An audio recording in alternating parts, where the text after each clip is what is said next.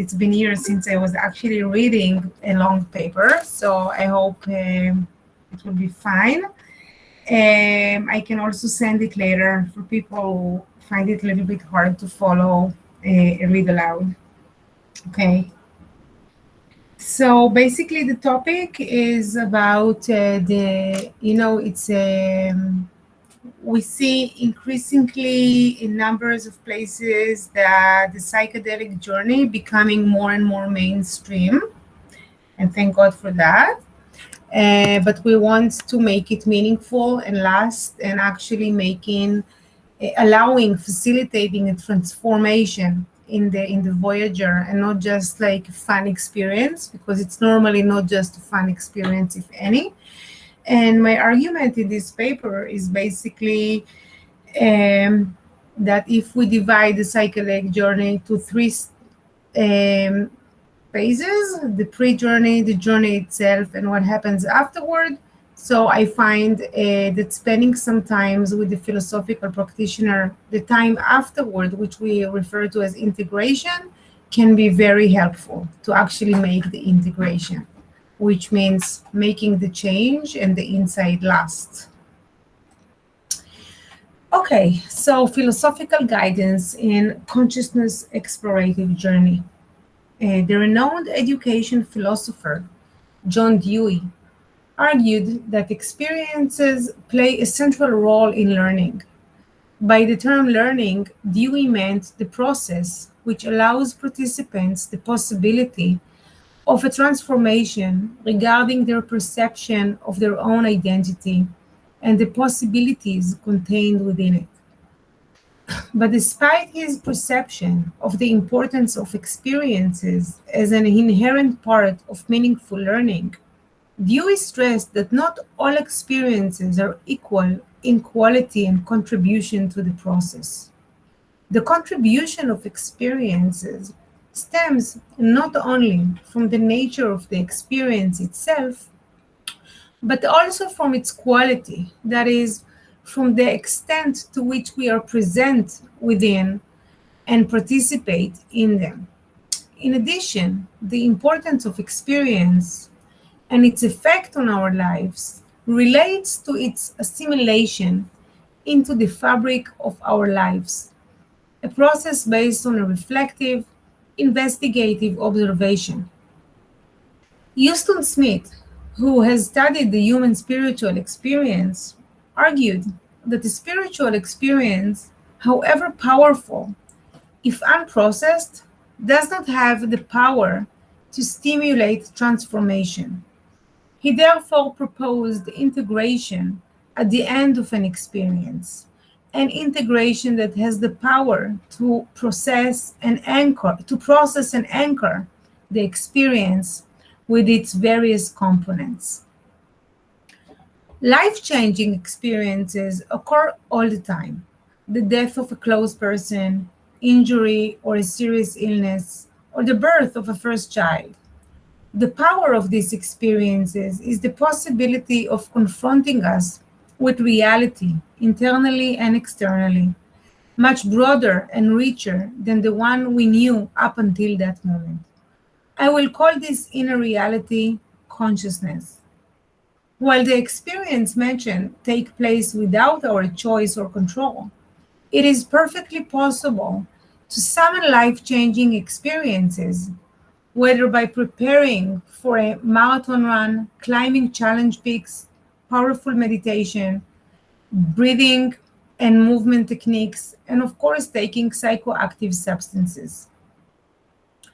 Anecdotal evidence and clinical studies on the subject all indicate that the experience itself is only a potential, like a wonderfully aromatic truffle on the kitchen counter.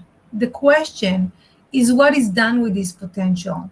And the answer is that if the purpose of the experience is to change the perception of reality and hence expand the possibilities of life, the experience should be processed. This important stage is recommended to be performed with those who have the necessary tools. Philosophers possess tools such as Socratic dialogue, critical and creative thinking, reasoning ability, conceptualization, criteria creation, thinking exercise, guided contemplation, and more. In non-Western culture, there is no evidence of consciousness expanding plans as a mean for pastime of leisure, and it is certainly unthinkable to embark on such a journey without a proper supervision. In these cultures, the chaperone was the either Siberian shaman or the Aboriginal medicine woman, a person whose character and skills are trusted by the group or the individual in accompanying the journey and the return of it, so that it will not only be safe, but healing and transformative. In Western culture, the decision to embark on an internal journey with the aid of a mind-altering substances is a personal and certainly significant decision. However, it is important to remember that expanding consciousness is not the goal itself, but rather a means through which people hope to understand their lives and reorganize them. In other words, there is an essentially Western process here. The perception of the inner world as a kind of reverse archaeological site, which if we dig resolutely, but at the same time carefully, we will find clues as where we are today and where we are headed. Indeed, documented reports describe the experience not as a revelation, but as a recalling. This is a Western Platonic concept that doesn't assume the participation of external factors. Unlike the Siberian shaman or the native medicine woman, whose job is to mediate and translate the knowledge supposedly obtained from the outside, the practical philosopher doesn't rely on external facts. Furthermore, the attempt to imitate the work of the shaman or medicine woman as within Western culture, which can be seen as in New Age environments, is foolish at the best and dangerous at worst, since the noetic DNA in these two cultures is based on very different epistemological paradigms. Yet, like the shaman, a practical philosopher too combines assumption, goals, and objectives that may be called spiritual, in the sense that the purpose is to enable internal transformation in an individual, however she reaches those goals using the tools mentioned, which are taken from the world of ancient practical philosophy. In his book, The Hero with a Thousand Faces, Joseph Campbell identified the hero's journey as a journey that crosses time and place, in which the protagonist is described as dealing with a complex internal conflict between the various dualisms that make up the human experience, the familiar and the mysterious, the good and the bad, destruction and construction, truth and falsehood, and of course chaos and order. During the journey, the protagonist undergoes steps whose function is to transfer him to the next stage in what appears to be a kind of dialectic process, that is, a process in which embarking on the journey allows him to know the realm of the possible, to return from the journey equipped with the knowledge he has acquired, and at some point in his life in which the limits of possibility will be stretched, he will embark on another journey, and so on and so forth. In this sense, we witness the struggle of the individual within social structure that shapes consciousness and life up until that moment. The starting point for the journey takes place in a familiar reality, and the motivation for embarkment is deep sense of meaninglessness, in which the individual feels alienated in that familiar reality, an alienation expressed as the feeling that he is living the lives of others.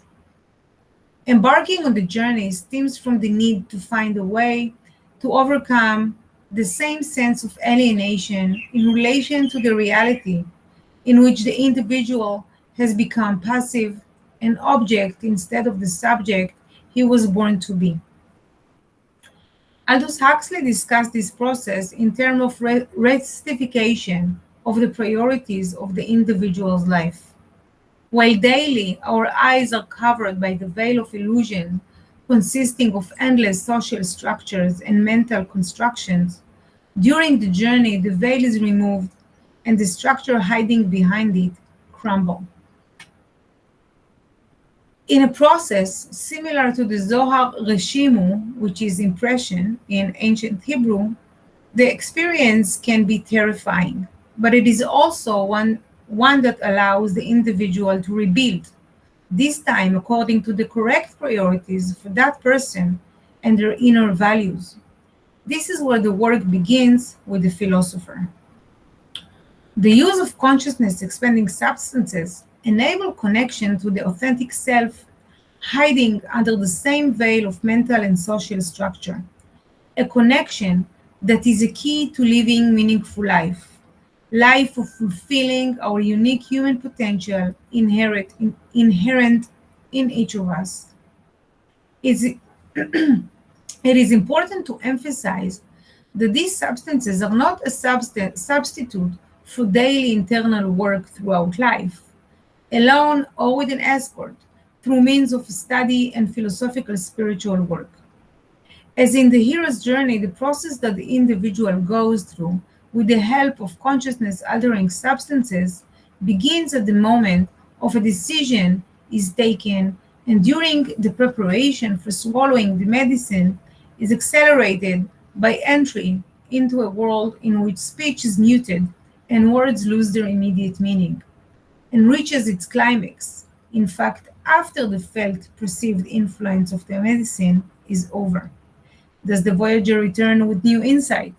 Is he willing to be and able to assimilate the consequences of this insight into the same familiar world from which he emerged, but to which he is obliged to return? The philosophical guide invites the returnee from the journey to linger in the strongest feeling in the moment closest to their being experienced, and as soon as is possible, hold a Socratic dialogue, examining possible focal points that link the experience, which is dissolving like a dream. The philosophical companion. As mentioned, the role of the philosopher is to question what is taken for granted, including the perception of reality to which we have become accustomed and its personal and social consequences. William James, who studied the spiritual experience using the tools of pragmatism, articulated this when he argued that the same reality to which we were accustomed is only one type of consciousness that is nothing more than a social construct, and that once we manage to part with it, we will discover new worlds at our disposal, waiting for us to fill them with meaning.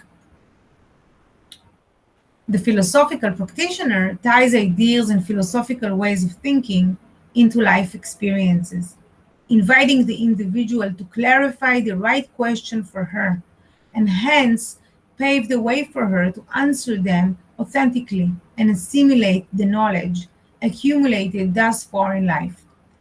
This is the point to emphasize that the philosophical companion is neither a psychologist nor a therapist. The philosopher doesn't see a subject who has come to him as a clinical or pathological case, seeking a correction or fix.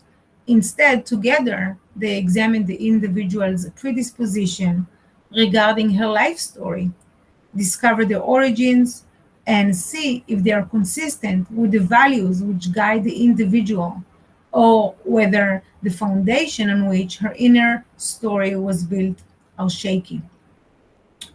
In the initial encounter, which can be called the phenomenological stage, there is an initial organization of autobiographical materials. The philosopher asks about the condition and unique life experience of the seeker, who describes the aspect of her life which she wishes to observe afresh, even reconsider. Together they try to expose the themes and mental patterns that have long become a habit. The second stage, which is identified with the hermeneutic approach, is dedicated to raising the philosophical theme that shapes the life of the seeker. This phase is critical in designing the nature of the philosophical encounter. Here, the philosopher points at various issues in life that can be called essential to our being. For example, what is freedom? Can there be conflict between my personal freedom and being a member of one framework or another? Or what is friendship? Which criteria define it? And are they in line with the organizing principle, or at least with an anchoring values of my life? After the subjects are examined from the broad philosophical point of view, for example, Sartre's conception of liberty versus that of John Stuart Mill or Isaiah Berlin, these are connected to the concrete experiences in the life of the seeker. The philosopher doesn't predetermine a concept for discourse or one that justifies re-examinations. Instead, the philosopher allows the subject to arise during a conversation in such a way that will remain true to the experience and overall approach to life of the seeker. So the seeker alone decides which philosophical question to deepen and explore in relation to her life as a personal case. The next step is the reflective stage, dedicated to further deepening within the chosen philosophical subject or question. The emphasis here is placed on staying for as long as is necessary to understand and process the many complexities inherent in the chosen philosophical issue. The role of the philosopher at this stage is to assist the seeker deepen the way in which the question and its component are understood and investigated.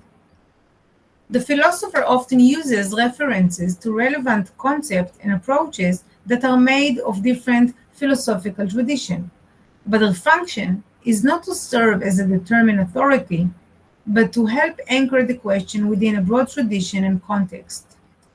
To ensure that the seeker doesn't treat a particular philosophical school or thought in a dogmatic way, it is recommended to present at least two different and even contradictory schools of thought in relation to the same subject, thereby encouraging critical philosophical thinking while considering each argument within the framework of the private story, and perhaps even allowing the seeker to develop their own philosophical approach.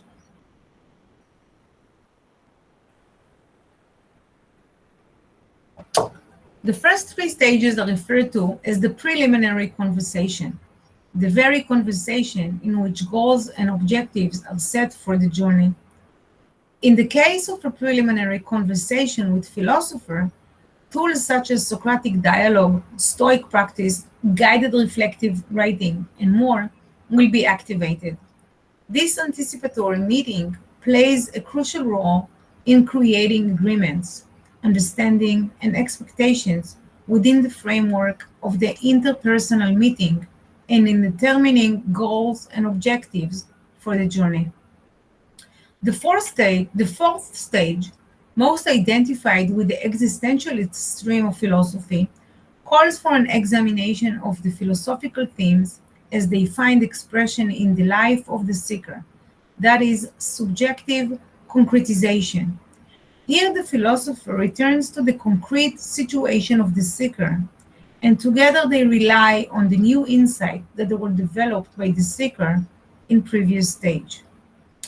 Another fascinating stage that takes place at this point is examining the possibility that the life of the seeker constitutes a kind of response to the philosophical issue that lies at the base of the encounter. And in response, the question is asked, which automatic assumptions are made and which alternatives are pushed out unwittingly. The final stage, which can be called philosophy as a way of life, is devoted to the attempt to improve the everyday life of the seeker. And this is where the goals of the psychedelic journey and those of philosophical consulting connect. After the consultant or the seeker has received a broader perspective than he was used to, he must find a way to turn theoretical insight and ideas into actions that will reshape her approach to daily life. While it is the philosopher who brings and suggests certain tools for personal development, the fine-tuning of these very tools for each subject's specific needs take place within the dialogue, where the philosopher and the seeker examine relevant tools. Yet, it is of great importance to emphasize that it is the sole responsibility of the seeker, the consultant, to continue practicing throughout her life and not to settle for a weekend or a series of meetings with a professional. This concluding stage is a dialectical creation of a new beginning, the beginning of a philosophical life, a life of truth. So is the philosophical guide or a Western shaman? While psychonauts, those who embark on a journey of discovery using psychedelic substances, often find creative avenues to express in non-verbal ways what is revealed to them during the journey. In a society in which we are accustomed to logical expressions, rational thinking, and verbal communication, words are the most accurate tool for assimilating the experience on a daily basis. The philosopher is a type of a word expert. He arbitrates his words with the understanding that each word has its own unique meaning, which has the power to shape the direction and the way we think. If we remember that the role of the philosophical advisor, unlike that of the psychologist, is to touch on questions and conceptualizations of identity, meaning, and truth, then the healthy person who embarks on a journey with the intention of returning when he knows himself intimately will benefit greatly from dialogue with the philosopher. Ensure a sure and tested way to preserve the quality and intensity of the experience is to maintain a significant reflection of its nature. Significant reflection is done using philosophical tools described here, and by the accuracy of the question we raise on our own while providing courage to stand up against automated answers that do not provide a real answer. The philosopher is a person who, by virtue of his initiation, has learned to suspend judgment, enters any situation with curiosity, and with a willingness to shatter any hypothesis. His starting point is that everything is questionable, and therefore nothing should be taken for granted. It is possible and desirable to treat everything with subjective wonder.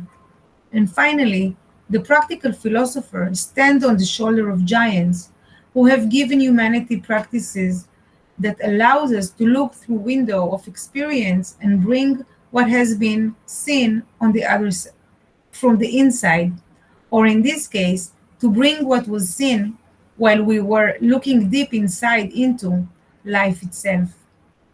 In this sense, the journey of philosophical spirituality begins with a seemingly innocent Socratic dialogue, the role of which is clarification and conceptualization, which slowly and carefully progress toward conquering the realm of the possible. So that's it. If there are any questions or comments. Thank you, Maya. Yeah.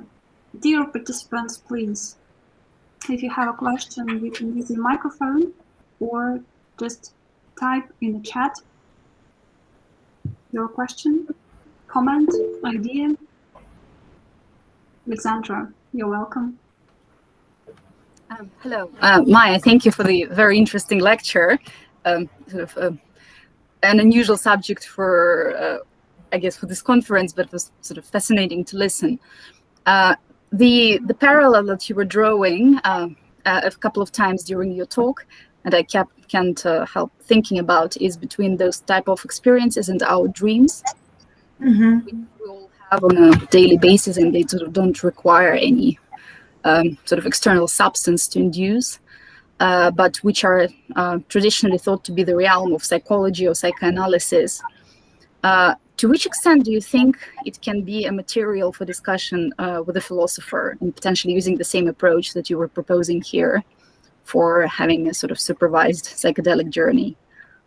What do you think about that? This is such an interesting question, because recently I was in like a few days retreat with a group of women. We were like a women's circle, and one of them was actually dealing with dream work. That's like her thing. She doesn't take any substance.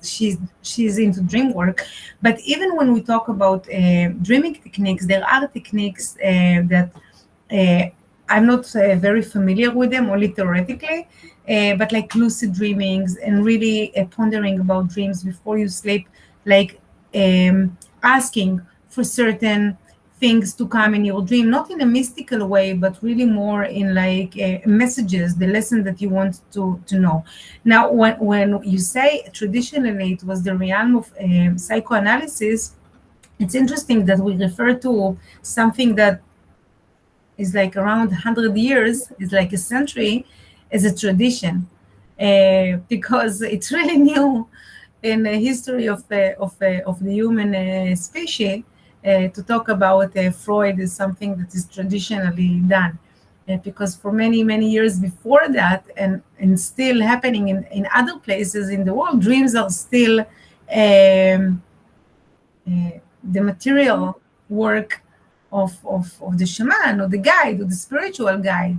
In many cultures, people still go to them to talk about the dreams, because I think the distinction that I try to make between looking at the person as a pathology and looking at the person as an experience that is broken, and not in a pathological way, but is searching to rebuild themselves, is the same if we're even talking about dreams.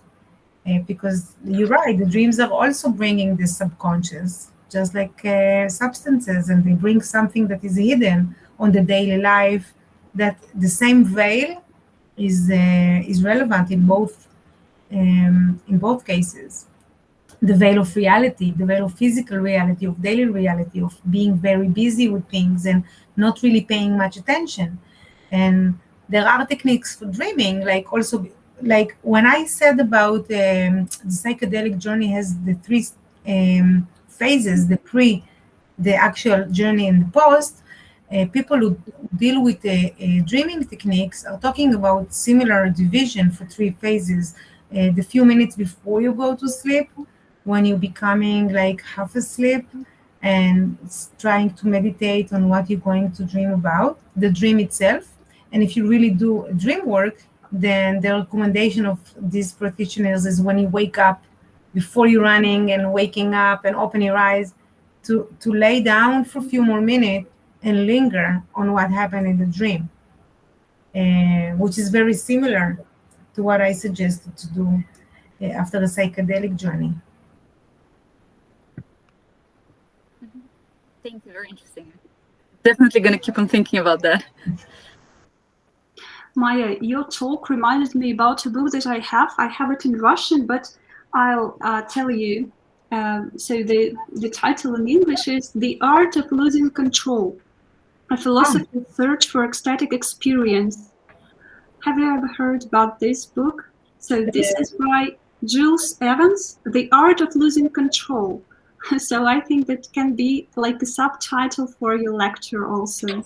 So this book is I wrote it down. I'm going to order it. Even though I just heard yesterday the book depository was also bought by Amazon, and I try not to buy anything from Amazon. But I guess I don't have a choice. So I'm going to check it out. I wrote it down. I really recommend it. Yeah. Thank you.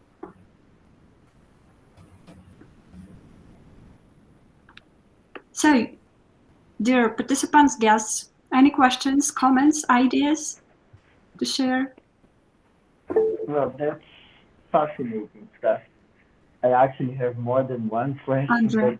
but let's keep it to Okay, one. welcome, Andre.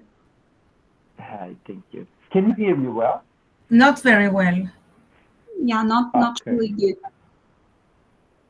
Okay, so maybe Gorika can go on with her question, and I will try to sort out my technical things here. Okay. Yeah?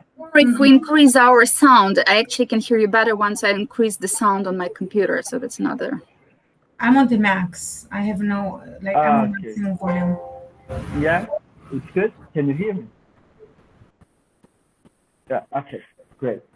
So one basic question that I have really is, I find the insight behind your approach really promising. So the question is, do we have, I think it goes along the way of Alexandra's question really. Do we have, in Brazil, to actually use these substances is not allowed. So I don't have that option in terms of something to work with clients. Do we have an alternative when we don't have access to the substance in terms of engaging in a similar kind of work? Well, I'm not sure. I can't. It's like my role to answer that question. It's illegal anywhere. It's not that it's legal any place, but it's but I don't want to. You're from Brazil, so you know Freire power structure of knowledge, and I don't need to introduce this idea of who decide what's considered knowledgeable and valued experience and what not. And I think it has a lot to do with it, you know, with what the Aboriginal culture consider as medicine, complete medicine. I introduced it at the beginning of the paper that originally in these cultures, it's not something that you do because you're going to a party or to a festival, because it's not fun. It's not fun to break into tears for 12 hours and seeing your life end in front of you, or understanding that there is no meaning at all, or whatever you understand. It became like a fun activity and therefore illegal due to Western approaches to that. But now it does slowly change in places. Not all medicines, but some medicine receive a lot of positive attention with research, in everything that become researched and allowed also kind of like loses its edge, its real meaning, because once you do it in a very sterile environment, like magic mushrooms, for example, become legal in some places in the States, and slowly in Israel too. There are Minister of Health now is doing a course for nurses to accompany some people in that journey. But once they do it in a very sterile environment, it's also, I think, sterilize the experience. Those experiences were not meant to be experienced in a white room with fluorescent light and classical Western music, because it's go back to what I said. It's evoke very not even ancient, even prior to ancient forces that humanity has. So it's go back to what Alexander said before about dreams, that it's traditionally the part of psychoanalysis, and we're talking about a tradition of 100 years, while human sapiens exists how long? Few million years. And those substances are part of the human experience for all those million years. So if there are alternatives, there are alternatives. People do talk about, I mentioned that briefly at the beginning, breathing techniques like Stanislav Grof reverting and circular breathing technique. And Stanislav Grof knew a lot about psychedelics to know how to substitute them with legal alternative. And this breathing technique is extremely powerful. It's very shaking and very, yeah, it's very powerful. And it's very legal. It's breathing. It's still legal to breathe with a mask, but still. So Yeah, I appreciate that, Maya. I don't mean my concern is not so much about the actual legal status of drugs or anything like that, and should or not be legal. My thought is about the resistance I would perceive. I'm certain about that. Many clients would present a certain resistance to certain kinds of approaches, and it's on them, it's not. So I wondered something like, yeah, the breathing techniques that you mentioned, maybe use it, I don't know. I just find it, the goal seems to be to reach a certain mental state and do some work from that mental state or around that mental state. So I wondered basically if there are different avenues to. yeah, so they're talking about breathing technique, the dream work we mentioned before, and the fasting for longer times, longer period of times. Fasting is also considered a part of altering your consciousness. Yeah.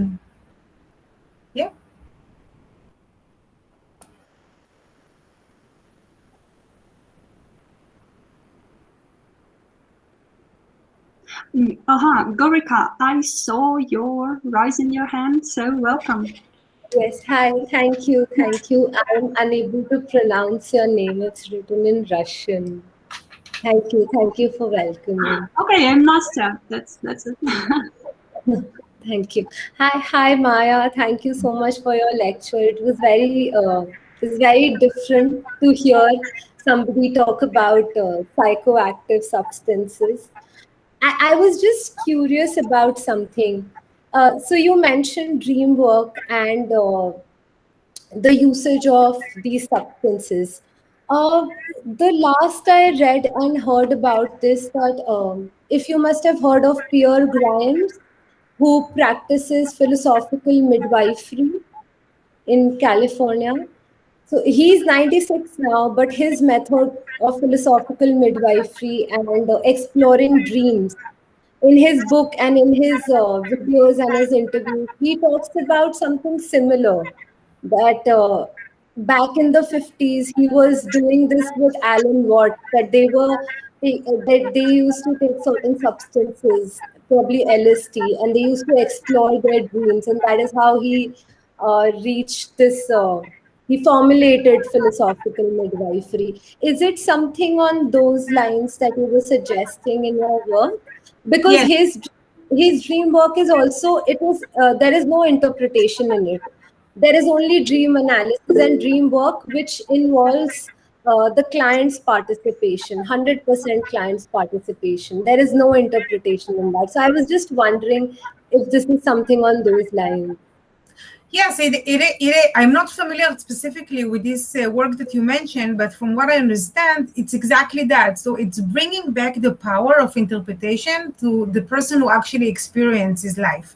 It's very similar. I'm coming from the field of philosophical education, and we're talking today in progressive education with all its flaws, and it has many flaws. But one of the strengths of this type of education is that it's really provide the student, the learner, to provide meanings and interpretation that are based on her experience of something. So it's the same thing. I'm not going to somebody to tell me what I experience and to give me an interpretation from her worldview or his knowledge, but really to midwife me through this process of how I can anchor my experience and expanding my sense of references based on my lived experiences, because my life until that moment of taking the journey has so much to offer. The question is, what do I do with all those experiences? What kind of meaning do I make, or do I just leave it like a popcorn jumping all around, or can I gather them together and anchor them in something that they can continue taking further? I'm not sure if it answered, but Thank you. Yeah, Pierre is also. it's giving back the power to the client. Okay. And do you suggest your clients for this? I mean, because I am very curious because I've just started out my practice, and I'm practicing in India. And even though all these things were a part of our culture, I think in the current generation presently we're very restricted when it comes to the usage of marijuana for marijuana or maybe LSD for having these kind of experiences, these kind of profound experiences. I think people are very restricted now, even though it was a part of our culture, some 100 odd years back. So I was just curious, like, where do you draw the line, or do you suggest it to your client? I never suggest anything like that. It was very purely theoretical paper. Okay. Based actually, when I was deepening my thinking about it, it was actually based on my experience from the other side, from the seeker side, not from the practitioner side. That every time when I took on a journey like that, I was missing that person that will provide me with a sense of reference that is not new agey and mystical or psychological on the other hand, but really provide me with the tools that I appreciate in my life, which are the philosophical tools. But I cannot, of course, you can now say, but you can do it yourself. But I'm not sure somebody can do that to themselves, because you do need an other.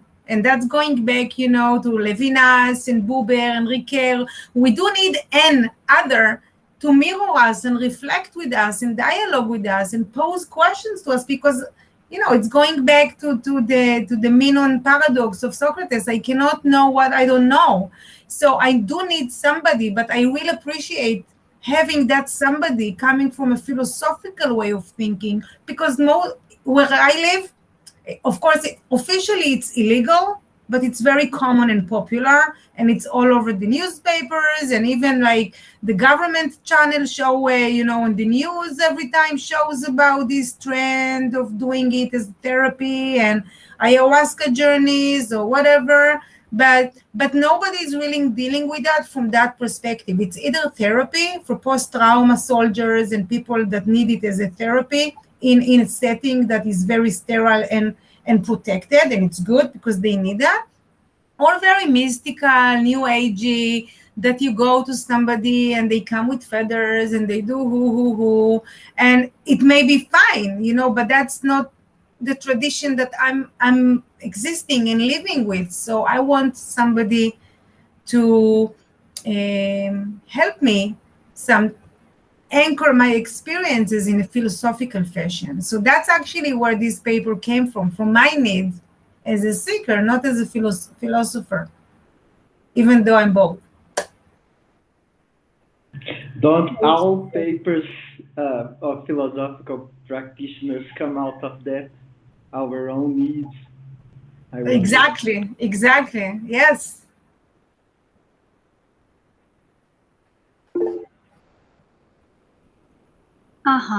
So we have two hands. Yamini, let you be the first. Hello, Maya. Hi. I think that was a wonderful lecture. I would like to ask you that, do you have some kind of published paper or something that you have worked on this, so I can, read more about what you have talked today? No, not on this subject, unfortunately. Working in academia, I have to still maintain my rank and publish on the topic that I'm working with. But I'm working toward that direction soon, hopefully.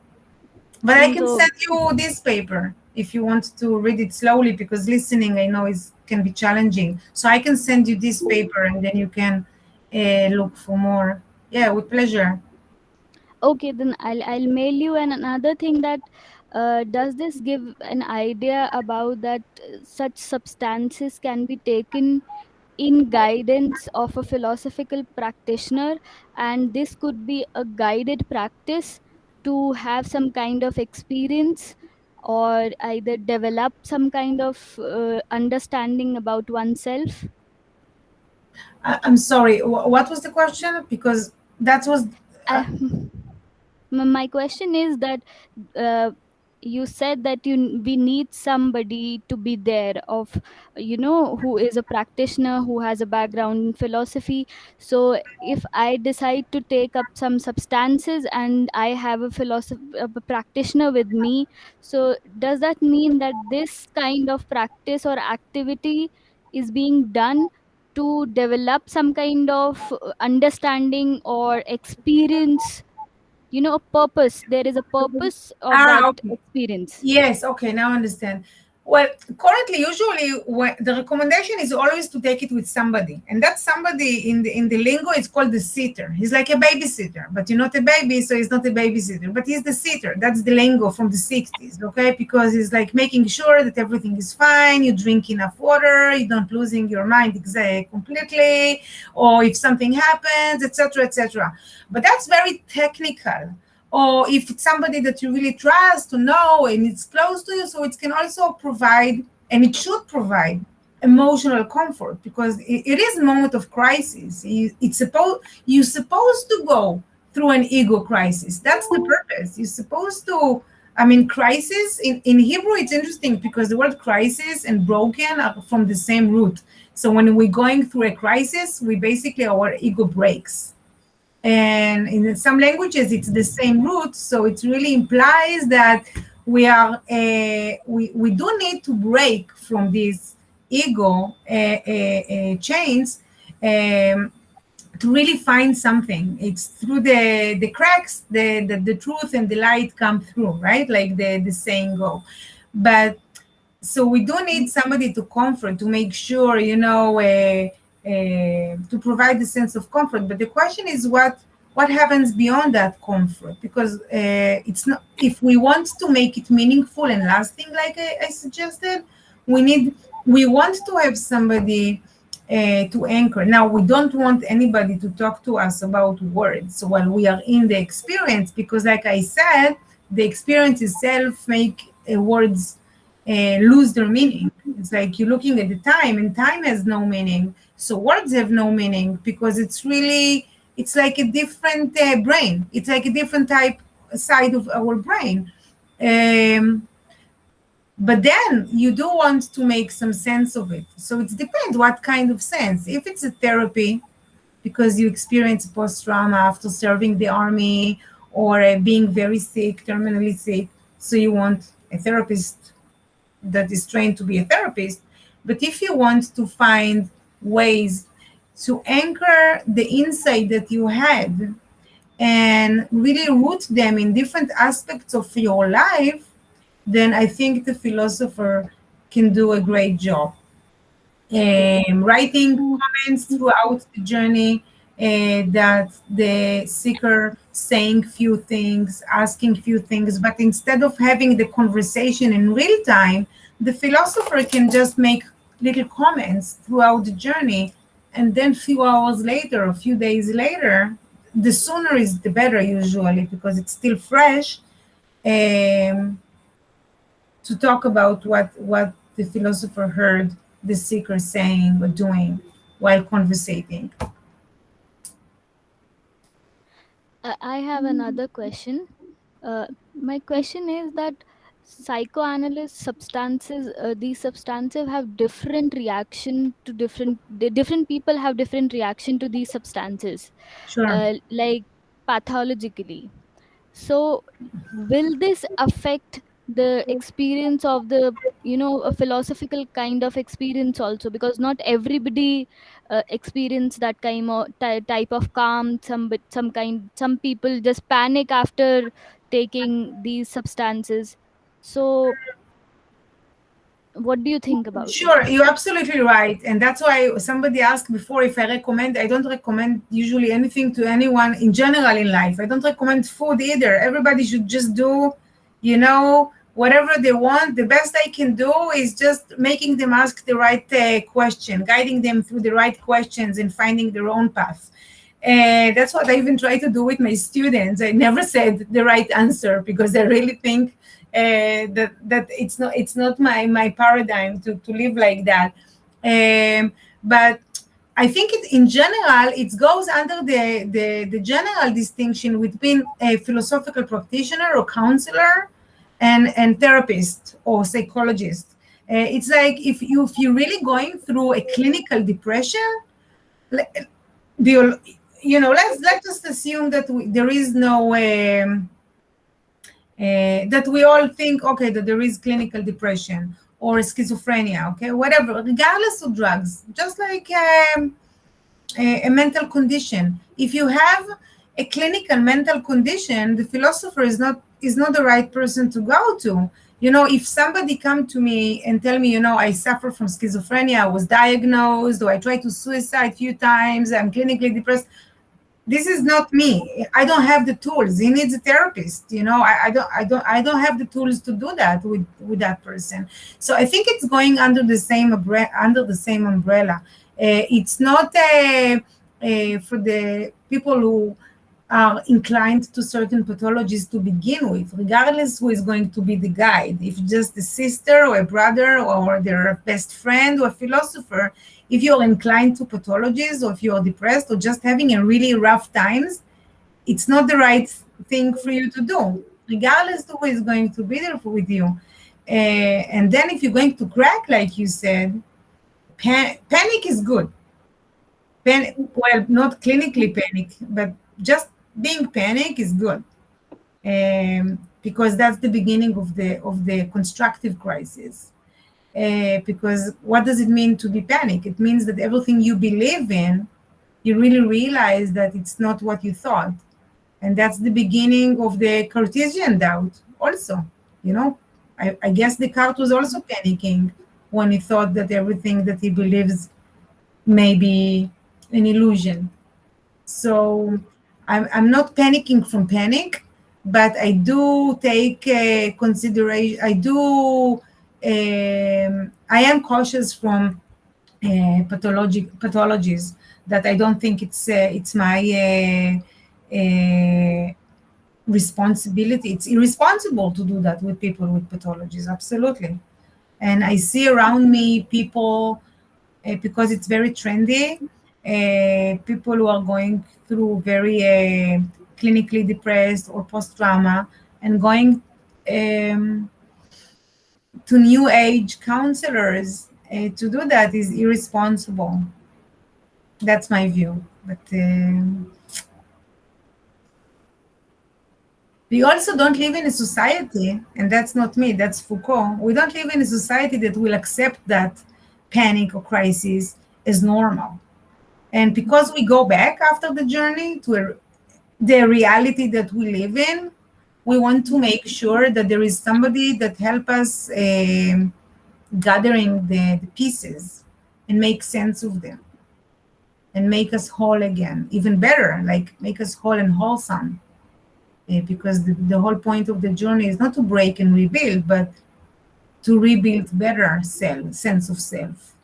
But we have to bring into consideration that we live in a society that has zero tolerance to a crisis situation, like mental situation. So, and it's go back to this over-rationalization of everything. If somebody will talk about dream work too often, even if they don't take any drugs, they will not consider as normal people, like those who work in high-tech industry, for example. So it's go back to the question, what's normal?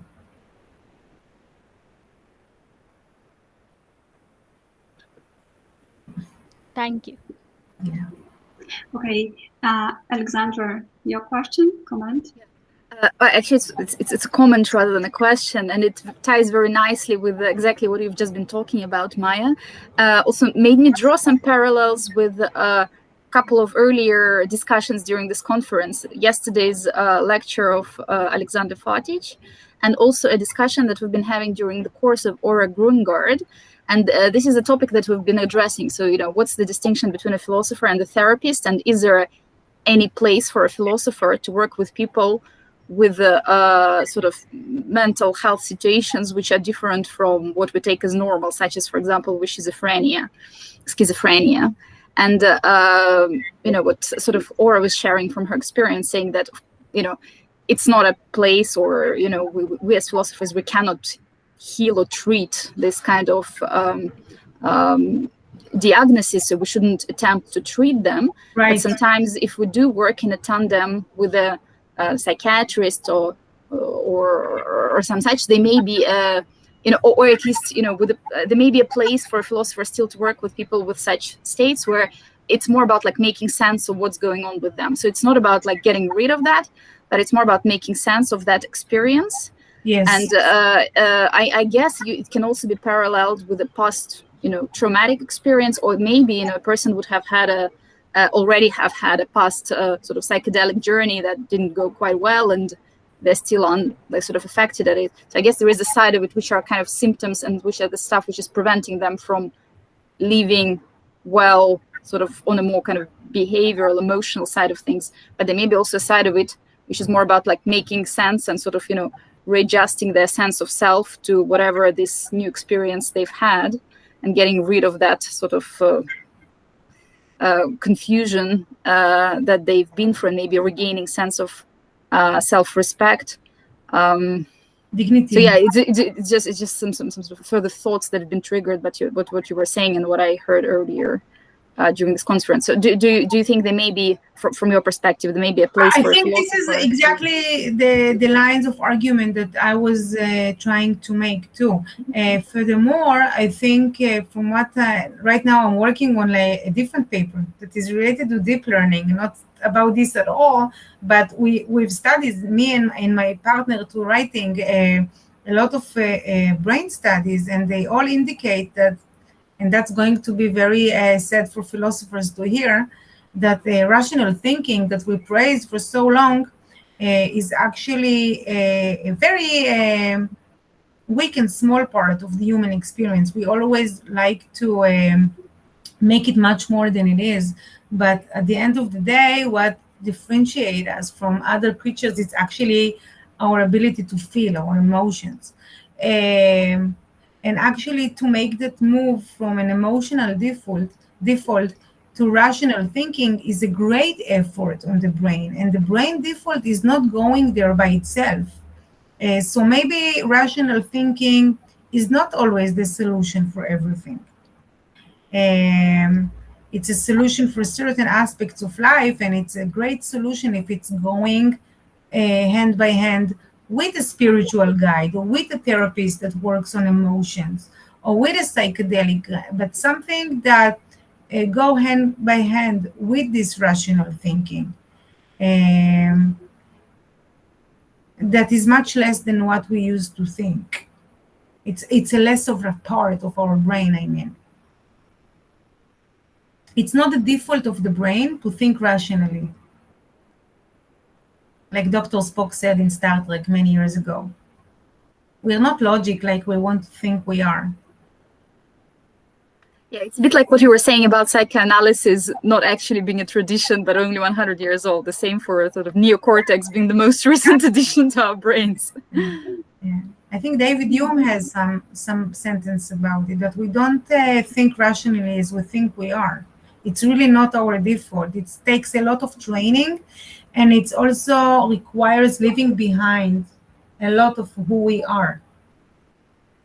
And the question, if this self-crisis or defragmentation that we're talking about, maybe that's the result of over-rationalization and emphasizing rational thinking over other way of thinking and knowing. And this race to always think rationally and logically is an oppression of the whole sense of self that is only partial logic, but also has other parts. Would you recommend psychedelic journeys to philosophers so that they can expand their modes of... There is actually now a group of philosophers. There is this British guy in Oxford that is now writing a lot about psychedelics and philosophy, but not in terms of practice, just in terms of studying consciousness. So. Okay. Andrew, you have a question, yeah? Yeah, thank you. Okay, welcome. Maya, you used a notion that I think it's really useful, and it's generalizable, which is the idea of anchoring the insights that the person had during a certain experience. And I think it's generalizable because, so before the pandemic, I was doing this thing about, in terms of ethics courses, I was concerned with the fact that the stuff that I spoke during traditional classic ethics course seemed to make a lot of sense to people while they were inside the room. Genuinely, I could see that. But then when they go back to their original context, they don't make the connections, you know, Right. they are not able to. So I started experimenting with this exact idea of promoting certain experiences. And I did that a few times. It's really interesting. I went to certain rough contexts where very deep experiences from an ethical perspective, so problematic experiences happened. And that would actually cause a great impact on the people that I took there, on the students. The thing about it is, when after the experience, clearly I felt the need to anchor precisely the insights that they had during the experience, which they haven't had before. And that's challenging. Therefore, the question, how can we do that anchoring effectively, or how can we promote because they are doing it? So, yeah, if you have any thoughts about that, because I do think it's a generalizable. It is. It's very generalizable because I'm a philosopher of education, and my background is philosophy for children, and I'm working today with adults, and so it's a very generalized question and a very good one. How do we anchor what we learn theoretically? You know, when I work with student teachers, we talk about theories in learning or how to teach, and then they want to know, okay, but how do I do it in practice, or how do I change my mind in practice, or how do I change the way we think? And always the practice is more complicated than theory, because there is the quick thinking and the slow thinking, and the quick thinking happens very intuitively. We just do things without really much thinking about it. But then to make the anchoring, we need to pay to really maintain, I think, almost an ongoing way of life that is critically reflective. And how do we do that? We can't always live on the meta reflection. We have to live life. I have to eat, I have to shower, I have to feed my kids. I can't think about how to feed my kids. I have to do that. I can't live on the meta level at the same time. But I didn't run any empirical studies about it, but I am a strong advocate for critical reflection generally in life, when it comes to teachers' work, when it comes to all kinds of life work. When we do things, if we pause for a longer period of time and critically reflect on those experiences, and then see how this critical reflection affects my following action, and it's a circle that really never ends. I can't just rest and said, okay, I reflected on my day and that's it. I wrote it on my journal, or I gave my teacher trainer the reflection on my practice today, and I'm good. Because that's not maintaining the life worth living.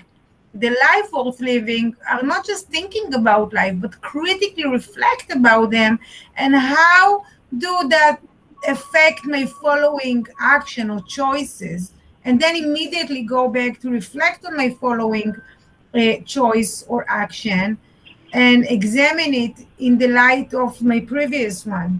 Was it just a repetition of more of the same, or did it actually make any change? And does this change worth duplicating, or it was anecdotal or random. It just happened to be different because I woke up in a different mood, or the climate was different, or my students were nicer today, or can I duplicate it? And duplicating experiences is part of the critical reflection. But again, like you said, it's easier said than done. It's something that we talk about, but it's a practice. I just read 2 days ago a research about how happiness is a practice, is not a state of being. You have to work to be happy. You have to work to maintain happiness. So it's the same here. You have to work in it to really be engaged and invested in making your life a constant transformative moment. And not just like, okay, something happened and that was great, that was less great.